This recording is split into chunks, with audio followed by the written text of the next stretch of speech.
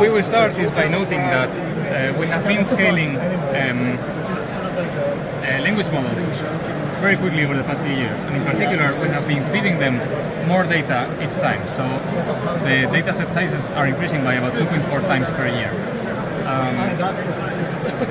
We can also estimate how much data is in the public web generated by humans. So we do that by looking at the size of Google's index and other search engines, and also the average number of tokens per website. And we can also extrapolate the growth rate in this stock of data by looking at the growth rate in the number of internet users. Now, we have to take into account that not all of that data is very good, right? So we need to reduce that estimate to account for data quality. And also we have to take into account that the same data can be reused several times, like up to 4 to 15 times. Once we take all of this together, we can project how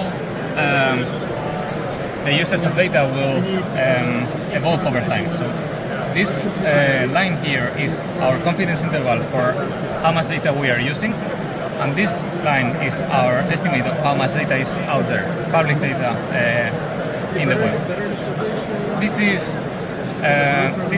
has significant uncertainty, and it is increasing exponentially, but this increase is so slow compared to the extremely fast scaling phase that it's almost sure that within the next 4 to 6 years we are going to hit this limit.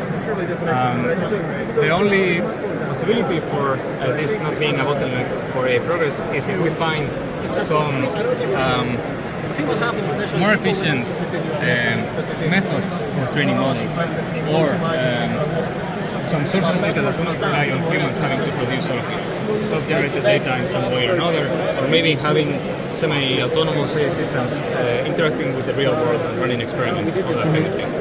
And what is the problem currently with synthetic data? So some people might argue, okay, we can just generate as much data as we want to. So what is the problem with this? Yeah, well, the main problem that people have identified is that if you just do that, you're feeding the model its own outputs, and it doesn't really learn anything from it. It's like having a student grade its own exam, right? It's not a very good policy. But then there are some situations in which you can avoid this by having some method that augments the capabilities of the model when you are generating.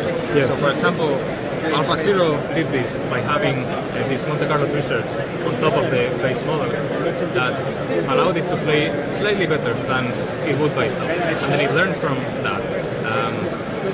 So that means giving some agency to the model so it can make some real-world experiences and basically get more data by this mechanism. Yeah. It might mean that, or it might mean using some kind of filtering on the data that you output. So for example, you try to prove a bunch of math theorems, and then you check whether those proofs are correct or not, and you keep only the proofs that are correct, or something in that direction.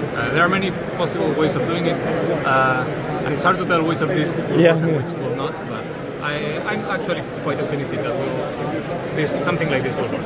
Okay, cool. Thank you. Impressive work. Thanks. Thank you.